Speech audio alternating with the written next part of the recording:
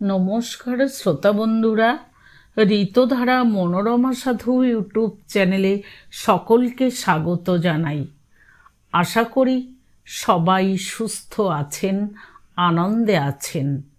বহুদিন বাদে এই চ্যানেলে রবীন্দ্রনাথ ঠাকুরের ছোট গল্প পড়ে শোনাচ্ছি। আজকের গল্পের নাম জয় পরাজয়। রাজকন্যার নাম অপরাজিতা। উদয় নারায়ণের সভাকবি শেখর তাহাকে কখনো চক্ষেও দেখেন নাই, কিন্তু যেদিন কোনো নূতন কাব্য রচনা করিয়া সভাতলে বসিয়া রাজাকে শুনাইতেন, সেদিন কণ্ঠস্বর ঠিক এতটা উচ্চ করিয়া পড়িতেন যাহাতে তাহা সেই সমুচ্চ গৃহের উপরিতলের বাতায়নবর্তিনী অদৃশ্য শ্রোতৃগণের কর্ণপথে প্রবেশ করিতে পারে, যেন তিনি কোনো এক অগম্য নক্ষত্র লোকের উদ্দেশ্যে আপনার সঙ্গীতোচ্ছ্বাস প্রেরণ করিতেন, যেখানে জ্যোতিষ্ক মণ্ডলীর মধ্যে তাহার জীবনের একটি অপরিচিত শুভ গ্রহ অদৃশ্য মহিমায় বিরাজ করিতেন। কখনো ছায়ার মতন দেখিতে পাইতেন, কখনো নূপুর সিঞ্জনের মতন শোনা যাইত। বসিয়া বসিয়া মনে মনে ভাবিতেন, সে কেমন দুইখানি চরণ, যাহাতে সেই সোনার নূপুর বাধা থাকিয়া তালে তালে গান গাহিতেছে। সেই দুইখানি রক্তিম শুভ্র কোমল চরণতল প্রতি পদক্ষেপে কি সৌভাগ্য, কি অনুগ্রহ, কি করুণার মতো করিয়া পৃথিবীকে স্পর্শ করে। মনের মধ্যে সেই চরণ দুটি প্রতিষ্ঠা করিয়া কবি অবসরকালে সেইখানে আসিয়া লুটাইয়া পড়িত এবং সেই নূপুর সিঞ্জনের সুরে আপনার গান বাঁধিত। কিন্তু যে ছায়া দেখিয়াছিল, যে নূপুর শুনিয়াছিল, সে কাহার ছায়া, কাহার নূপুর? এমন তর্ক, এমন সংশয় তাহার ভক্তর হৃদয়ে কখনো উদয় হয় নাই। রাজকন্যার দাসী মঞ্জরী যখন ঘাটে যাইত, শেখরের ঘরের সম্মুখ দিয়া তাহার পথ ছিল। আসিতে যাইতে কবির সঙ্গে তাহার দুটা কথা না হইয়া যাইত না। তেমন নির্জন দেখিলে সে সকালে সন্ধ্যায় শেখরের ঘরের মধ্যে গিয়াও বসিত। যতবার সে ঘাটে যাইত, ততবার যে তাহার আবশ্যক ছিল এমনও বোধ হইত না। যদি বা আবশ্যক ছিল এমন হয়, কিন্তু ঘাটে যাইবার সময় উহারই মধ্যে একটু বিশেষ যত্ন করিয়া একটা রঙিন কাপড় এবং কানে দুইটা আম্রমুকুল পরিবার কোনো উচিত কারণ পাওয়া যাইত না। লোকে হাসাহাসি কানাকানি করিত, লোকের কোনো অপরাধ ছিল না। মঞ্জরীকে দেখিলে শেখর বিশেষ আনন্দ লাভ করিতেন। তাহা গোপন করিতেও তাহার তেমন প্রয়াস ছিল না। তাহার নাম ছিল মঞ্জরী। বিবেচনা করিয়া দেখিলে সাধারণ লোকের পক্ষে সেই নামই যথেষ্ট ছিল। কিন্তু শেখর আবার আরও একটু কবিত্ব করিয়া তাহাকে বসন্ত মঞ্জরী বলিতেন। লোকে শুনিয়া বলিত, সর্বনাশ! আবার কবির বসন্ত বর্ণনার মধ্যে মঞ্জুল বঞ্জুল মঞ্জরী এমনতর অনুপ্রাস মাঝে মাঝে পাওয়া যাইত। এমনকি জনরব রাজার কানেও উঠিয়াছিল। রাজা তাহার কবির এইরূপ রসাধিক্যের পরিচয় পাইয়া বড়ই আমোদ বোধ করিতেন। তাহা লইয়া কৌতুক করিতেন। শেখরও তাহাতে যোগ দিতেন। রাজা হাসিয়া প্রশ্ন করিতেন, ভ্রমর কি কেবল বসন্তের রাজসভায় গান গায়? কবি উত্তর দিতেন, না, পুষ্পমঞ্জরীর মধুও খাইয়া থাকে। এমনি করিয়া সকলেই হাসিত, আমোদ করিত। বোধ করি অন্তঃপুরে রাজকন্যা অপরাজিতাও মঞ্জরীকে লইয়া মাঝে মাঝে উপহাস করিয়া থাকিবেন। মঞ্জরী তাহাতে অসন্তুষ্ট হইত না। এমনি করিয়া সত্যে মিথ্যায় মিশাইয়া মানুষের জীবন একরকম করিয়া কাটিয়া যায়। খানিকটা বিধাতা গড়েন, খানিকটা আপনি গড়ে, খানিকটা পাঁচজনে গড়িয়া দেয়। জীবনটা একটা পাঁচমিশালি রকমের জোড়া তাড়া, প্রকৃত এবং অপ্রকৃত, কাল্পনিক এবং বাস্তবিক।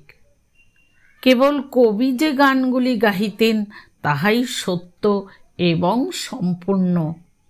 গানের বিষয় সেই রাধা এবং কৃষ্ণ, সেই চিরন্তন নর এবং চিরন্তন নারী, সেই অনাদি দুঃখ এবং অনন্ত সুখ। সেই গানেই তাহার যথার্থ নিজের কথা ছিল এবং সেই গানের যথার্থ অমরাপুরের রাজা হইতে দীন দুঃখী প্রজা পর্যন্ত সকলেই আপনার হৃদয়ে হৃদয়ে পরীক্ষা করিয়াছিল। তাহার গান সকলেরই মুখে।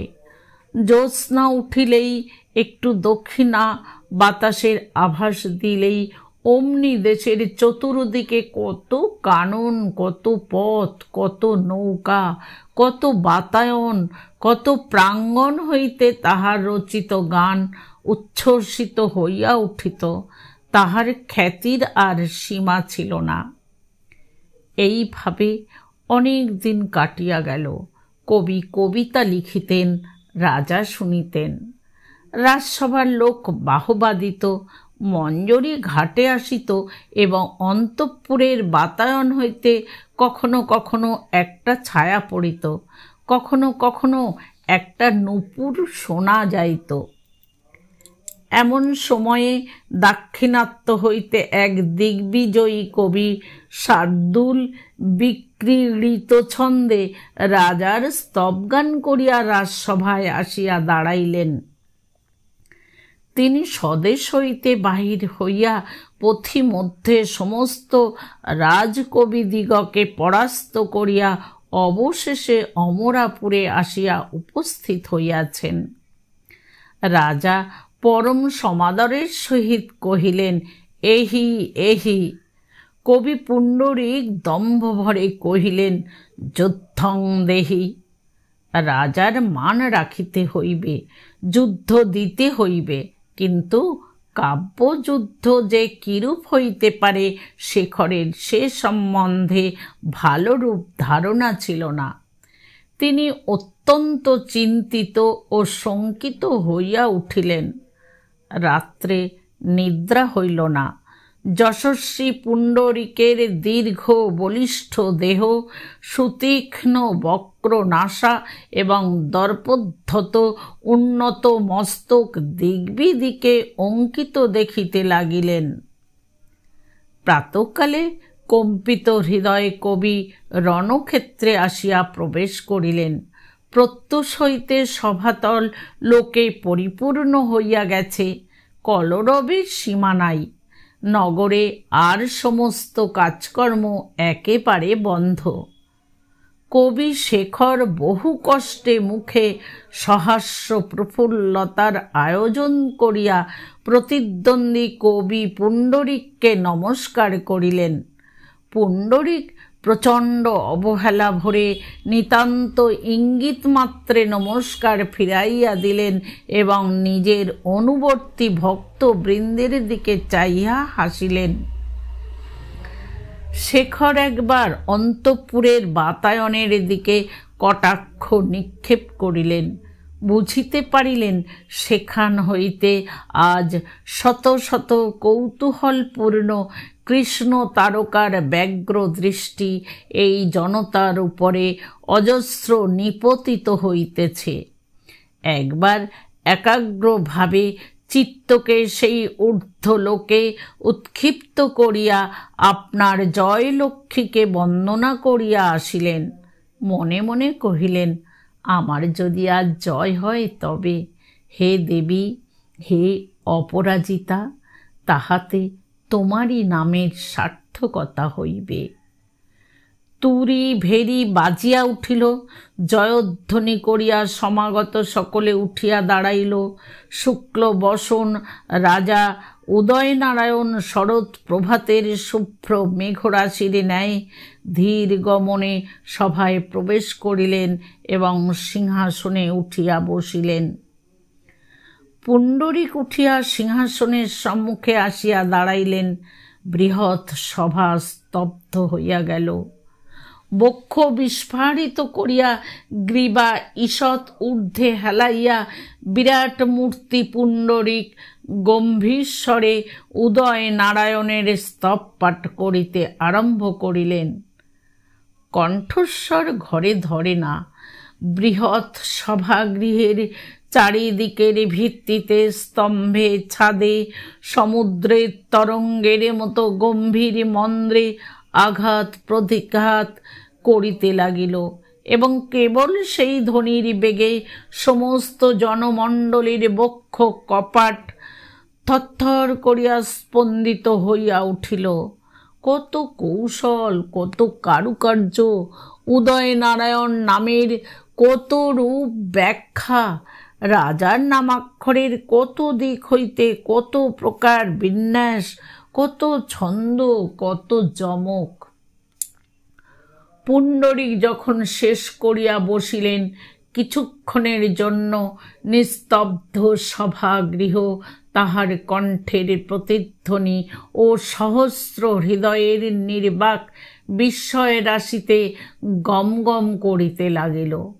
বহু দূরদেশ হইতে আগত পণ্ডিতগণ দক্ষিণ হস্ত তুলিয়া উচ্ছ্বসিত স্বরে সাধু সাধু করিয়া উঠিলেন। তখন সিংহাসন হইতে রাজা একবার শেখরের মুখের দিকে চাহিলেন। শেখরও ভক্তি, প্রণয়, অভিমান এবং এক প্রকার সকরুণ সংকোচপূর্ণ দৃষ্টি রাজার দিকে প্রেরণ করিল এবং ধীরে ধীরে উঠিয়া দাঁড়াইল। রাম যখন লোকরঞ্জনার্থে দ্বিতীয়বার অগ্নি পরীক্ষা করিতে চাহিয়াছিলেন, তখন সীতা যেন এইরূপভাবে চাহিয়া এমনি করিয়া তাহার স্বামীর সিংহাসনের সম্মুখে দাঁড়াইয়াছিলেন। কবির দৃষ্টি নীরবে রাজাকে জানাইল, আমি তোমারই। তুমি যদি বিশ্ব সমক্ষে আমাকে দাঁড় করাইয়া পরীক্ষা করিতে চাও তো করো। কিন্তু তাহার পরে নয়ন নত করিলেন। পুণ্ডরীক সিংহের মতো দাঁড়াইয়াছিল। শেখর চারিদিকে ব্যাধ বেষ্টিত হরিণের মতো দাঁড়াইল।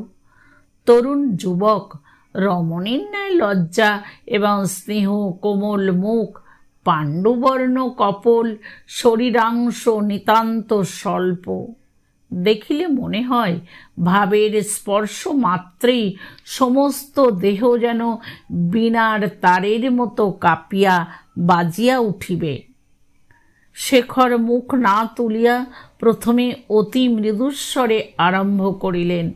প্রথম একটা শ্লোক বোধহয় কেহ ভালো করিয়া শুনিতে পাইল না। তাহার পরে ক্রমে ক্রমে মুখ তুলিলেন। যেখানে দৃষ্টি নিক্ষেপ করিলেন সেখান হইতে যেন সমস্ত জনতা এবং রাজসভার পাষাণ প্রাচীর বিগলিত হইয়া বহু দূরবর্তী অতীতের মধ্যে বিলুপ্ত হইয়া গেল। সুমিষ্ট পরিষ্কার কণ্ঠস্বর কাঁপিতে কাঁপিতে উজ্জ্বল অগ্নিশিখার ন্যায় ঊর্ধ্বে উঠিতে লাগিল। প্রথমে রাজার চন্দ্রবংশীয় আদি পুরুষের কথা আরম্ভ করিলেন।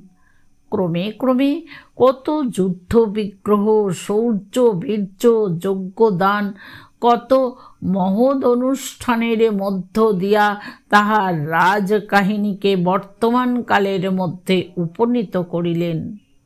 অবশেষে সেই দূরস্মৃতিবদ্ধ দৃষ্টিকে ফিরাইয়া আনিয়া রাজার মুখের উপর স্থাপিত করিলেন এবং রাজ্যের সমস্ত প্রজার হৃদয়ের একটা বৃহৎ অব্যক্ত প্রীতিকে ভাষায় ছন্দে মূর্তিমান করিয়া সভার মাঝখানে দাঁড় করাইয়া দিলেন। যেন দূর দূরান্তর হইতে শত সহস্র প্রজার হৃদয় স্রোত ছুটিয়া আসিয়া রাজ পিতামহদিগের এই অতি পুরাতন প্রাসাদকে মহাসঙ্গীতে পরিপূর্ণ করিয়া তুলিল। ইহার প্রত্যেক ইষ্টককে যেন তাহারা স্পর্শ করিল, আলিঙ্গন করিল, চুম্বন করিল। ঊর্ধ্বে অন্তঃপুরের বাতায়ন সম্মুখে উত্থিত হইয়া রাজলক্ষ্মী স্বরূপা প্রাসাদ লক্ষ্মীদের চরণতলে স্নেহাদ্র ভক্তি ভরে লুণ্ঠিত হইয়া পড়িল এবং সেখান হইতে ফিরিয়া আসিয়া রাজাকে এবং রাজার সিংহাসনকে মহামহোল্লাসে শত শতবার প্রদক্ষিণ করিতে লাগিল। অবশেষে বলিলেন, মহারাজ, বাক্যেতে হার মানিতে পারি, কিন্তু ভক্তিতে কে হারাইবে? এই বলিয়া কম্পিত দেহে বসিয়া পড়িলেন। তখন অশ্রু জলে অভিষিক্ত প্রজাগণ জয় জয় রবে আকাশ কাঁপাইতে লাগিল। সাধারণ জনমণ্ডলীর এই উন্মত্ততাকে ধিক্কারপূর্ণ হাস্যের দ্বারা অবজ্ঞা করিয়া পুণ্ডরীক আবার উঠিয়া দাঁড়াইলেন। দৃপ্ত গর্জনে জিজ্ঞাসা করিলেন, বাক্যের চেয়ে শ্রেষ্ঠ কে? সকলে এক মুহূর্তে স্তব্ধ হইয়া গেল। তখন তিনি নানা ছন্দে অদ্ভুত পাণ্ডিত্য প্রকাশ করিয়া বেদ বেদান্ত আগম নিগম হইতে প্রমাণ করিতে লাগিলেন। বিশ্বের মধ্যে বাক্যই সর্বশ্রেষ্ঠ, বাক্যই সত্য, বাক্যই ব্রহ্ম। ব্রহ্মা বিষ্ণু মহেশ্বর বাক্যের বশ, অতএব বাক্য তাহাদের অপেক্ষা বড়। ব্রহ্মা চারি মুখে বাক্যকে শেষ করিতে পারিতেছেন না, পঞ্চানন 5 মুখে বাক্যের অন্ত না পাইয়া অবশেষে নীরবে ধ্যানপরায়ণ হইয়া বাক্য খুঁজিতেছেন। এমনি করিয়া পাণ্ডিত্যের উপর পাণ্ডিত্য এবং শাস্ত্রের উপর শাস্ত্র চাপাইয়া বাক্যের জন্য একটা অভ্রভেদী সিংহাসন নির্মাণ করিয়া বাক্যকে মর্তলোক এবং সুরলোকের মস্তকের উপর বসাইয়া দিলেন এবং পুনর্বার বজ্র নিনাদে জিজ্ঞাসা করিলেন, বাক্যের অপেক্ষা শ্রেষ্ঠ কে? দর্প ভরে চতুর্দিকে নিরীক্ষণ করিলেন। যখন কেহ কোনো উত্তর দিল না, তখন ধীরে ধীরে আসন গ্রহণ করিলেন। পণ্ডিতগণ সাধু সাধু ধন্য ধন্য করিতে লাগিল। রাজা বিস্মিত হইয়া রহিলেন এবং কবি শেখর এই বিপুল পাণ্ডিত্যের নিকটে আপনাকে ক্ষুদ্র মনে করিলেন। আজিকার মতো সভা ভঙ্গ হইল। পরদিন শেখর আসিয়া গান আরম্ভ করিয়া দিলেন। বৃন্দাবনে প্রথম বাঁশি বাজিয়াছে। তখনও গোপিনীরা জানে না কে বাজাইল, জানে না কোথায় বাজিতেছে। একবার মনে হইল দক্ষিণ পবনে বাজিতেছে, একবার মনে হইল উত্তরে গিরি গোবর্ধনের শিখর হইতে ধ্বনি আসিতেছে, মনে হইল উদয়াচলের উপরে দাঁড়াইয়া কে মিলনের জন্য আহ্বান করিতেছে, মনে হইল অস্তাচলের প্রান্তে বসিয়া কে বিরহ শোকে কাঁদিতেছে, মনে হইল যমুনার প্রত্যেক তরঙ্গ হইতে বাঁশি বাজিয়া উঠিল, মনে হইল আকাশের প্রত্যেক তারা যেন সেই বাঁশির ছিদ্র। অবশেষে কুঞ্জে কুঞ্জে পথে ঘাটে ফুলে ফলে জলে স্থলে উচ্চে নিচে অন্তরে বাহিরে বাঁশি সর্বত্র বাজিতে লাগিল। বাঁশি কি বলিতেছে তাহা কেহ বুঝিতে পারিল না এবং বাঁশির উত্তরে হৃদয় কি বলিতে চাহে তাহাও কেহ স্থির করিতে পারিল না। কেবল দুটি চক্ষু ভরিয়া অশ্রু জল জাগিয়া উঠিল এবং একটি অলোক সুন্দর শ্যামল স্নিগ্ধ মরণের আকাঙ্ক্ষায় সমস্ত প্রাণ যেন উৎকণ্ঠিত হইয়া উঠিল। সভা ভুলিয়া, রাজা ভুলিয়া, আত্মপক্ষ প্রতিপক্ষ ভুলিয়া, যশ অপযশ, জয় পরাজয়, উত্তর প্রত্যুত্তর সমস্ত ভুলিয়া শেখর আপনার নির্জন হৃদয় কুঞ্জের মধ্যে যেন একলা দাঁড়াইয়া এই বাঁশির গান গাইয়া গেলেন। কেবল মনে ছিল একটি জ্যোতির্ময়ী মানসী মূর্তি, কেবল কানে বাজিতেছিল দুটি কোমল চরণের নূপুর ধ্বনি। কবি যখন গান শেষ করিয়া হতজ্ঞানের মতো বসিয়া পড়িলেন, তখন একটি অনির্বচনীয় মাধুর্যে, একটি বৃহৎ ব্যাপ্ত বিরহ ব্যাকুলতায় সভাগৃহ পরিপূর্ণ হইয়া রহিল। কেহ সাধুবাদ দিতে পারিল না। এই ভাবের প্রবলতার কিঞ্চিত উপশম হইলে পুণ্ডরীক সিংহাসন সম্মুখে উঠিলেন। প্রশ্ন করিলেন, রাধাই বা কে, কৃষ্ণই বা কে? বলিয়া চারিদিকে দৃষ্টিপাত করিলেন এবং শিষ্যদের প্রতি চাহিয়া ঈষৎ হাস্য করিয়া পুনরায় প্রশ্ন করিলেন, রাধাই বা কে, কৃষ্ণই বা কে? বলিয়া অসামান্য পাণ্ডিত্য বিস্তার করিয়া আপনি তাহার উত্তর দিতে আরম্ভ করিলেন। বলিলেন, রাধা প্রণব ওকার, কৃষ্ণ ধ্যানযোগ এবং বৃন্দাবন দুই ভ্রূর মধ্যবর্তী বিন্দু। ইড়া, সুষুম্না, পিঙ্গলা, নাভিপদ্ম, হৃৎপদ্ম, ব্রহ্মরন্ধ্র সমস্ত আনিয়া ফেলিলেন। রা অর্থেই বা কি, ধা অর্থেই বা কি? কৃষ্ণ শব্দের ক হইতে মূর্ধন্য পর্যন্ত প্রত্যেক অক্ষরের কত প্রকার ভিন্ন ভিন্ন অর্থ হইতে পারে তাহার একে একে মীমাংসা করিলেন। একবার বুঝাইলেন কৃষ্ণ যজ্ঞ, রাধিকা অগ্নি। একবার বুঝাইলেন কৃষ্ণ বেদ এবং রাধিকা স্বরদর্শন। তাহার পরে বুঝাইলেন কৃষ্ণ শিক্ষা এবং রাধিকা দীক্ষা। রাধিকা তর্ক, কৃষ্ণ মীমাংসা, রাধিকা উত্তর প্রত্যুত্তর, কৃষ্ণ জয়লাভ। এই বলিয়া রাজার দিকে, পণ্ডিতদের দিকে এবং অবশেষে তীব্র হাস্যে শেখরের দিকে চাইয়া পুণ্ডরীক বসিলেন। রাজা পুণ্ডরীকের আশ্চর্য ক্ষমতায় মুগ্ধ হইয়া গেলেন। পণ্ডিতদের বিস্ময়ের সীমা রহিল না এবং কৃষ্ণ রাধার নব নব ব্যাখ্যায় বাঁশির গান, যমুনার কল্লোল, প্রেমের মোহ একেবারে দূর হইয়া গেল। যেন পৃথিবীর উপর হইতে কে একজন বসন্তের সবুজ রংটুকু মুছিয়া লইয়া আগাগোড়া পবিত্র গোময় লেপন করিয়া গেল। শেখর আপনার এতদিনকার সমস্ত গান বৃথা বোধ করিতে লাগিলেন। ইহার পরে তাহার আর গান গাহিবার সামর্থ্য রহিল না। সেদিন সভা ভঙ্গ হইল।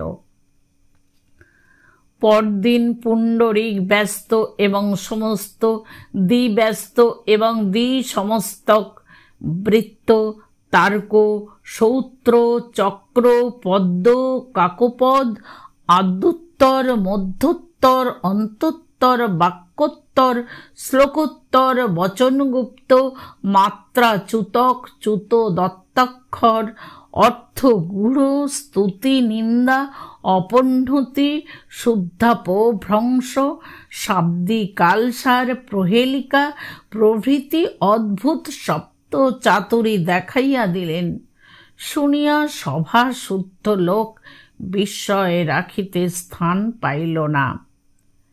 শেখর যে সকল পদ রচনা করিতেন তাহা নিতান্ত সরল। তাহা সুখে দুঃখে, উৎসবে আনন্দে, সর্বসাধারণে ব্যবহার করিত। আজ তাহারা স্পষ্ট বুঝিতে পারিল তাহাতে কোনো গুণপনা নাই, যেন তাহা ইচ্ছা করিলেই তাহারাও রচনা করিতে পারিত, কেবল অনভ্যাস, অনিচ্ছা, অনবসর ইত্যাদি কারণেই পারে না। নহিলে কথাগুলো বিশেষ নূতনও নহে, দুরূহও নহে। তাহাতে পৃথিবীর লোকের নূতন একটা শিক্ষাও হয় না, সুবিধাও হয় না। কিন্তু আজ যাহা শুনিল তাহা অদ্ভুত ব্যাপার।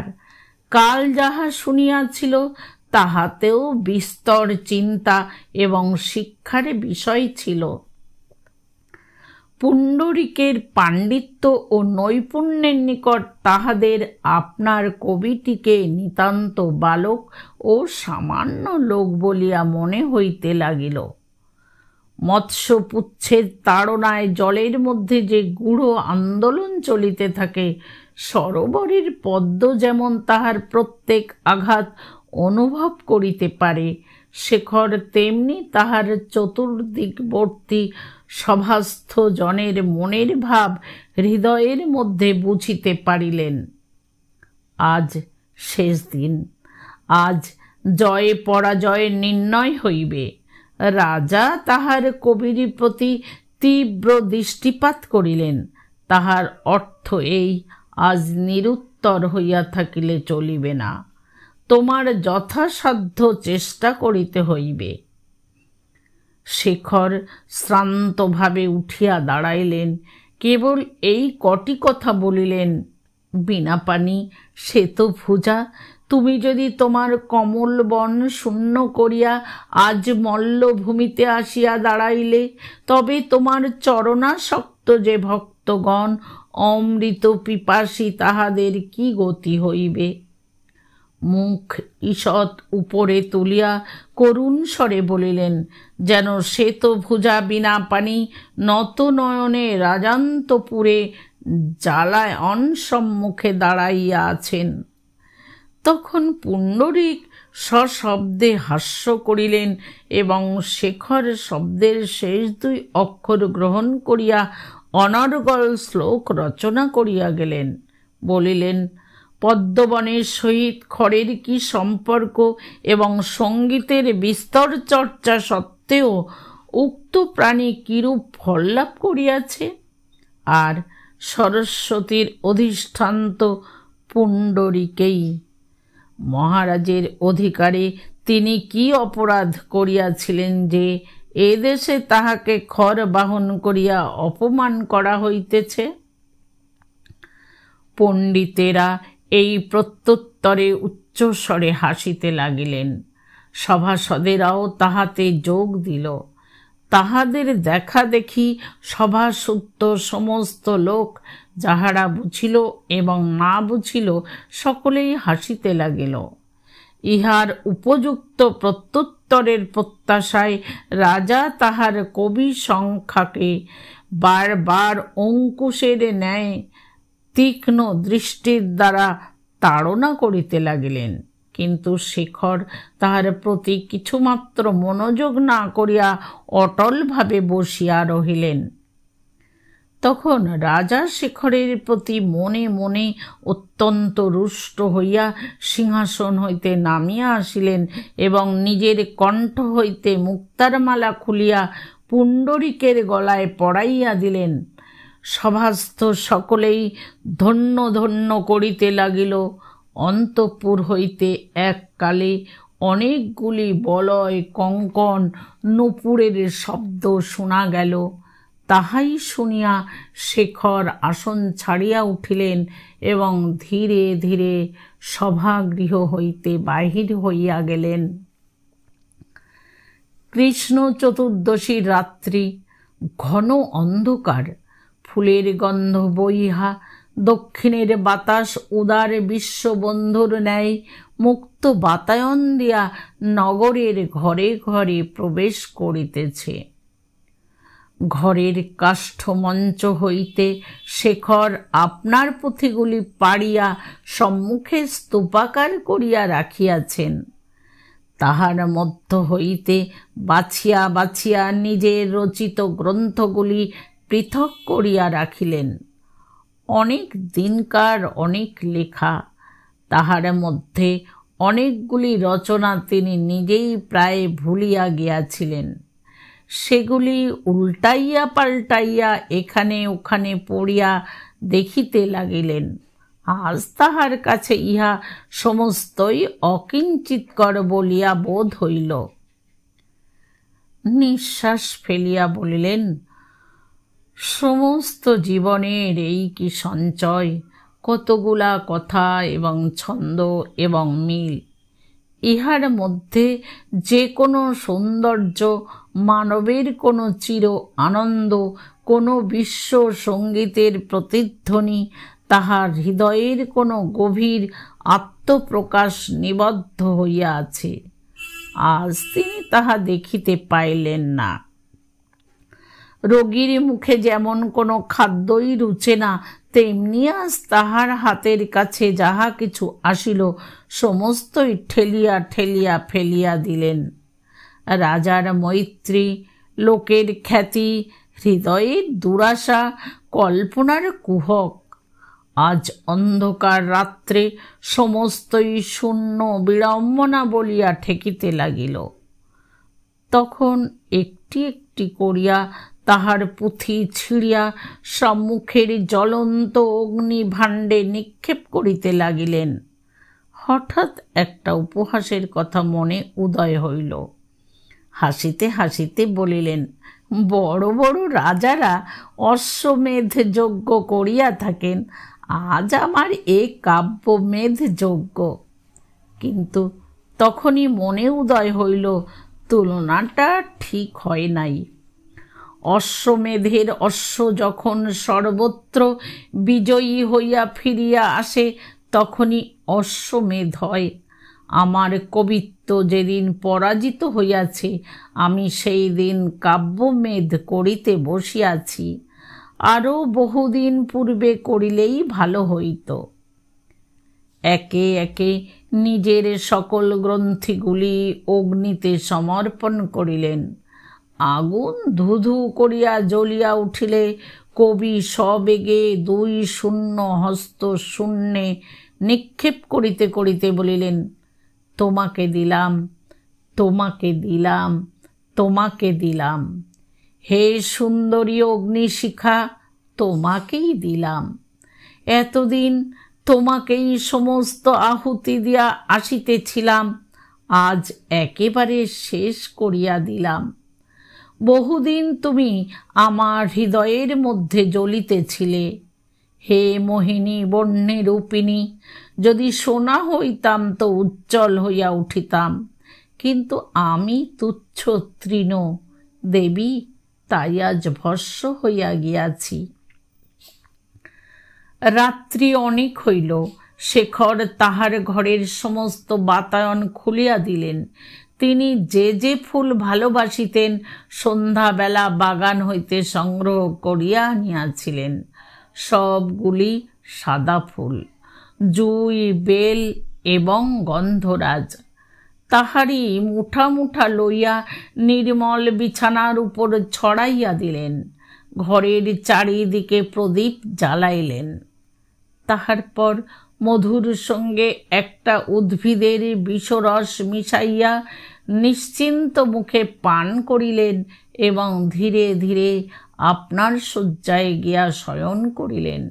শরীর অবশ এবং নেত্র মুদ্রিত হইয়া আসিল। নূপুর বাজিল। দক্ষিণের বাতাসের সঙ্গে কেশগুচ্ছের একটা সুগন্ধ ঘরে প্রবেশ করিল। কবি নিমীলিত নেত্রে কহিলেন, দেবী, ভক্তের প্রতি দয়া করিলে কি? এতদিন পরে আজ কি দেখা দিতে আসিলে? একটি সুমধুর কণ্ঠে উত্তর শুনিলেন, কবি, আসিয়াছি। শেখর চমকিয়া উঠিয়া চক্ষু মেলিলেন। দেখিলেন শয্যার সম্মুখে এক অপরূপ রমণী মূর্তি। মৃত্যু সমাচ্ছন্ন বাষ্পাকুল নেত্রে স্পষ্ট করিয়া দেখিতে পাইলেন না। মনে হইল তাহার হৃদয়ের সেই ছায়ামূর্তি প্রতিমা অন্তর হইতে বাহির হইয়া মৃত্যুকালে তাহার মুখের দিকে স্থির নেত্রে চাহিয়া আছে। রমণী কহিলেন, আমি রাজকন্যা অপরাজিতা। কবি প্রাণপণে উঠিয়া বসিলেন। রাজকন্যা কহিলেন, রাজা তোমার সুবিচার করেন নাই, তোমারই জয় হইয়াছে কবি, তাই আমি আজ তোমাকে জয়মাল্য দিতে আসিয়াছি। বলিয়া অপরাজিতা নিজের কণ্ঠ হইতে সহস্ত রচিত পুষ্পমালা খুলিয়া কবির গলায় পরাইয়া দিলেন। মরণাহত কবি শয্যার উপরে পড়িয়া গেলেন।